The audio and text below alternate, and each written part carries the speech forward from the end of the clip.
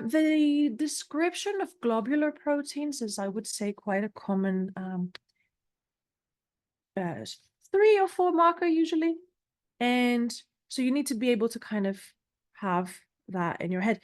So they are spherical in shape and they are soluble in water. That's a fundamental property of those. How are they soluble? Why are they soluble in water? So this might be a explain question.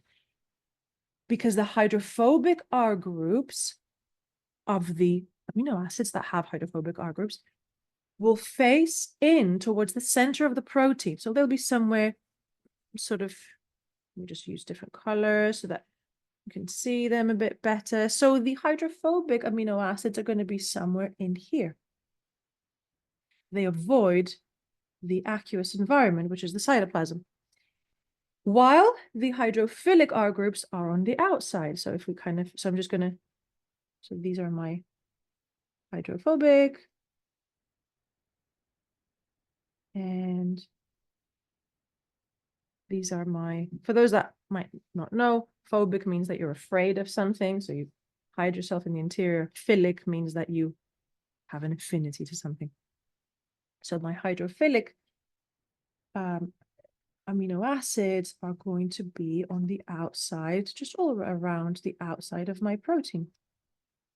And they mix with water, water being a polar molecule. So my hydrophilic amino acids. I'm going to be abbreviating amino acids as AA.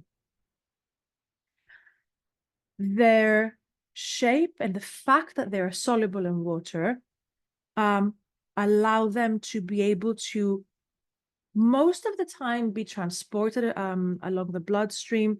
So they can function as enzymes, they can function as hormones such as insulin.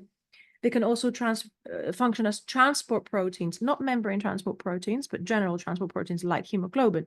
It's soluble, it can travel across different tissues and organs, and it can travel in the blood circulation, as can hormones, of course.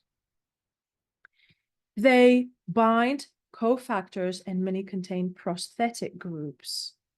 What is a prosthetic group? So in the case of hemoglobin, the prosthetic group is this little sort of yellow thing that you can see here. Just use different colors so you guys can see that. So this and this will be my prosthetic group. I'm not going to write it in yellow because you won't be able to see. Sorry, let me just change color. Prosthetic group. Prosthetic group is a general term. So it's a small chemical that is not amino acid in nature. In the case of hemoglobin specifically, the prosthetic group is called heme, which is actually where the oxygen binds to.